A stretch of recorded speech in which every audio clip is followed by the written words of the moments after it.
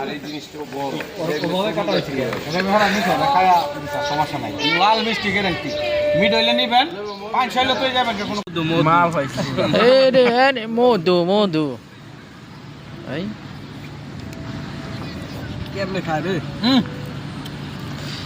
আমারটা বড় কাটতে মাঝখান দিয়ে কাটা দরকার ছিল এটা সাদা খালি দেখ হ্যাঁ এটা দাও এটা কেমনে খামু এটা এরকম করে কাটছে দাঁতি কাটি দাও দেলার ভাই তরমুজ খাইতে পারতেছে না বেটার কারণে কি অবস্থা নিচের মধ্যে মিষ্টি নাই তো এই হাউয়াটা কোন পদ্ধতি তখন মিষ্টি দেবো হ্যাঁ